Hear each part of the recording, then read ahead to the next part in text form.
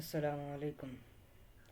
اگر آپ میں لکھنے کی صلاحیت ہے اور آپ اپنا لکھا ہوا دنیا تک پہنچانا چاہتے ہیں تو www اس پہ وزٹ کریں۔ خیر ہمیں ابھی اپنا ناول جاری رکھنا ہے۔ جذبوں کی تجارت، آسماں سعید۔ کتنا دشوار ہے جذبوں کی تجارت کرنا، ایک ہی شخص سے دوبارہ محبت کرنا، جس کو تم چاہو کوئی اور نہ چاہے اس کو کہتے ہیں محبت میں سیاست کرنا۔ دل کی تختی پہ بھی آیت لکھی رہتی ہے، وقت مل جائے تو ان کی تلاوت کرنا۔ جذبوں کی تجارت، کتنا دشوار ہے جذبوں کی تجارت کرنا، ایک ہی شخص سے دوبارہ محبت کرنا۔ ہمارے اندر کے جذبات ہمیں ایک بات جاننے کے لیے بےتاب رکھتے ہیں، ہماری زندگی آخر کب تک ہے اور ہماری زندگی کا آخری انجام کیا ہوگا، ہماری زندگی کا آخری لمحہ کیسا ہوگا، ہماری موت کب آئے گی، ہم کب تک زندہ رہیں گے۔ دیکھنے میں اور کہنے میں تو ہم ایک انسان ہیں، لیکن جب ہمارے اندر کے جذبات باہر نکلتے ہیں تو ہم کبھی کبھی شیطان بن جاتے ہیں تو کبھی کبھی فرشتے۔ انسان ویسے تو بہت ہوشیار ہے، اشرف المخلوقات ہے، لیکن وہ شکار ہونے سے نہیں بچ سکتا،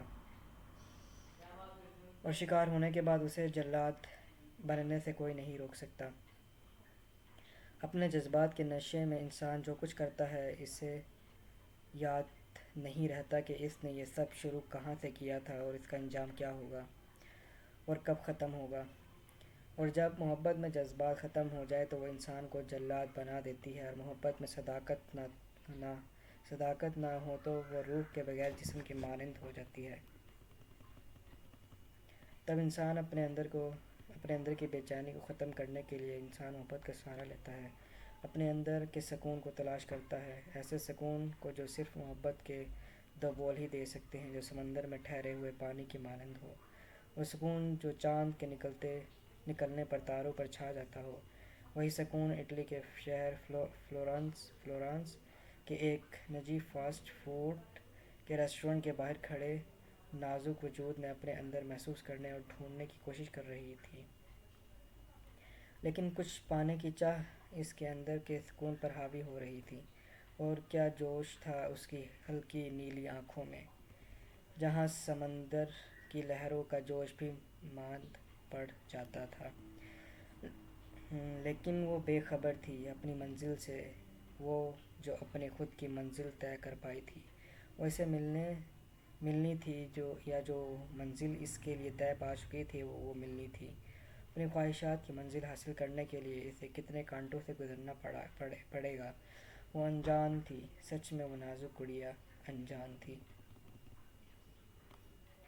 فلورانس میں آج سردی کچھ زیادہ تھی، لوگ گرم کوٹ سے ہاتھ باہر نکالنے کی ہمت گویا ایسی تھی جیسے محبت کو اپنے ہاتھوں سے گولی مارنے کی۔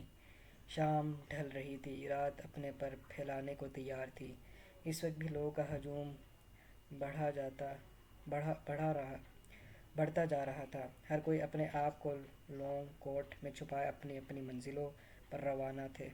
کسی کو کسی سے بھی کوئی غرض نہیں تھی، کون کہاں جا رہا تھا، کسی نے کیا پہن رکھا تھا۔ جذبات سے عاری انسان، اپنے اپنے کام سے کام رکھنے والے انسان، وہ نازک وجود اپنے فاسٹ فوڈ کے ریسٹورنٹ کے سامنے فٹ پاتھ پر کھڑی تھی۔ ویسے تو اسے ایک چائنیز ریسٹورنٹ میں اچھی خاصی مینیجر کی جاب مل رہی تھی، لیکن بات تھی پسند کی۔ کیونکہ اسے چائنیز فوڈ پسند نہیں تھا، اس لیے مینیجر کی جاب کو ٹھوکر مارتے ہوئے فاسٹ فوڈ کے ریسٹورنٹ میں ویٹر کی جاب کر لی تھی۔ ہوتی ہے انسان کی اپنی اپنی پسند، ایسے ہی وہ اپنی پسند اور خواہشات کو پہلا درجہ دیتی تھی۔ اور اب بھی وہ ریسٹورنٹ کے باہر ہاتھ میں ریسٹورنٹ کے پیمفلٹ پکڑے ہر گزرتے شخص کو یہ کیا ہے؟ مینیو پکڑتے ہوئے گزرتے شخص کو اٹالین زبان میں، آئیے سر ہمارے ریسٹورنٹ، ہم آپ کو ڈسکاؤنٹ دیں گے۔ کہہ کر ساتھ ایک اسمائل دے رہی تھی، اور ایسی اسمائل تو شاید کوئی اپنی دنیا لٹا دے، لیکن وہاں کسے پرواہ تھی؟